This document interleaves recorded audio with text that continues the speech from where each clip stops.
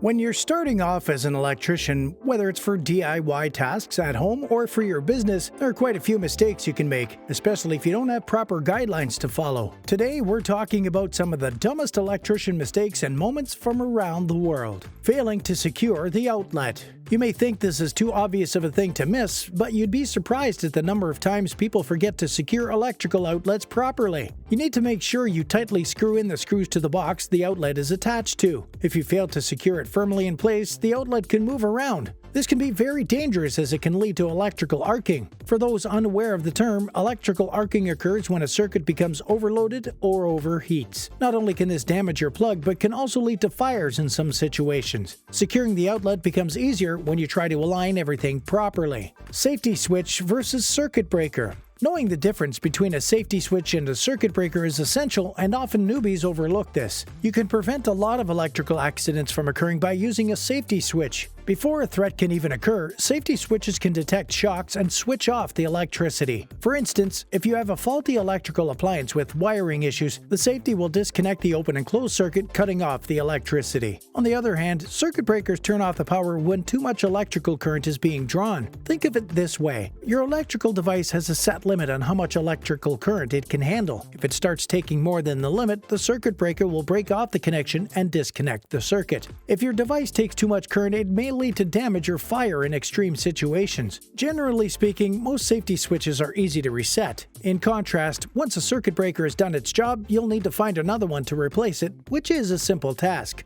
Not using GFCI outlets in electrical projects. Ground fault circuit interrupters, or GFCI for short, is crucial for safety. It's designed to protect people from getting shocked. The GFCI keeps track of the amount of power going in and out of an outlet. If it detects a short circuit routing current through you to the ground, it immediately picks up the drop in 1/40th of a second and cuts off the power. Even the slightest variations are detected by the GFCI. If you're installing an outlet near a water source, it's crucial to install a GFCI as well. We tell all beginner electricians that it's a dumb mistake to skip on the GFCI when installing an outlet. You can prevent major accidents from occurring just by taking this extra precautionary step. Not installing a junction box. You'd be surprised at the number of stories we hear just because an electrician forgot to install a junction box. It may seem pointless and additional stress, but trust us when we say that it makes a huge difference. Just by installing a junction box, you could save yourself from quite a lot of potential wiring damage. Basically, the task of a junction box is to hold together wires and isolate them in case of a short circuit. This way, the damage from heating or any sparks can be minimized. Do keep in mind that you can't hide your junction box in your wall, floor, or on your ceiling. It should be flush against your drywall and should be easy to access if any repairs are needed.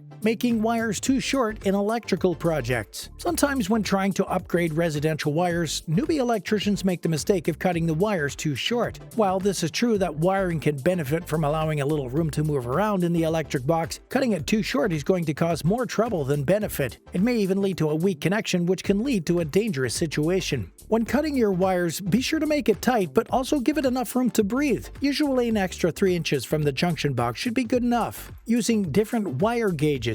Almost every electrician has made this mistake at least once throughout their entire career. Wire gauges are available in different sizes depending on the amperage of the circuit. A thing to remember about wire gauge sizes is that the larger the number, the smaller the wire. Generally, you'll see 14 gauge and 12 gauge used most often for residential work. Appliances such as stoves, water heaters, dryers, and central air conditioner units use either 10 gauge, 8 gauge, or even 6 gauge wire. While doing any repair work, make sure you're using the same gauge wire for the new wiring as the wiring used in the initial circuit. This will stop the current from overloading. We'll let you in on a little tip on how to measure your wire gauge size with coins. Yeah, you heard that right. You can use a coin to help you determine whether your wire gauge is 14 gauge or 12 gauge. A 14 gauge is about the same thickness as a dime, while a 12 gauge is about the same thickness as a nickel. Another useful tip is to check the breaker of your circuit. If your circuit has a 20 amp breaker, then it will need a 12 gauge wire or larger. Failing to use a non-contact voltage tester. Another super common mistake most electricians often make is that they don't test wires in an electrical box before they start working. This can be a bit dangerous if something is still live.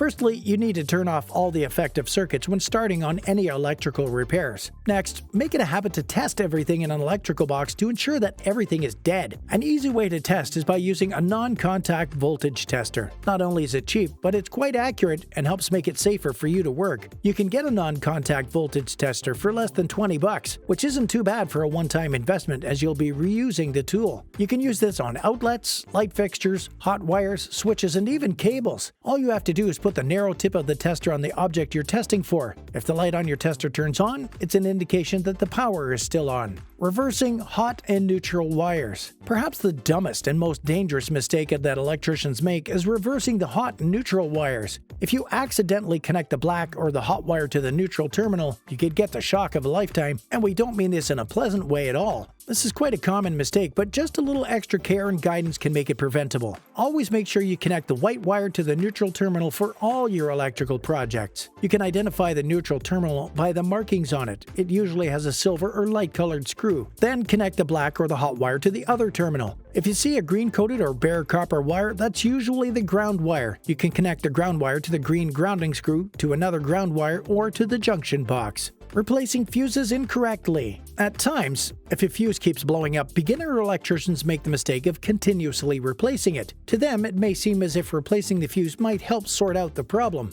That's a huge mistake. It can lead to major damage and in some cases even dangerous fires. If a fuse keeps blowing, then this is a sign that there's something wrong with the circuit wiring. If this is something out of your expertise, we suggest getting the assistance of a professional or a more experienced electrician rather than trying to DIY your way out of the problem. A loose fuse. Another fuse-related issue that often comes up is that electricians leave the fuse too loose. If the connections in your fuse box aren't tightly connected, your connections are going to flicker and may even short circuit. In some cases, a loose fuse may even cause your circuits to overheat. If you think there's an issue with your fuse connections, not only should you tighten the connections a little, but we'd also suggest getting that junction box we were talking about earlier. Before you start inspecting the fuse box, be sure you turn off all the breakers. Improper grounding and bonding connections. When working on an electrical project, some electricians make the mistake of skipping on adding proper grounding. A ground wire routes electric surges to the earth, making things safer. Bonding allows you to connect electrically conductive equipment, wires and circuits to the ground.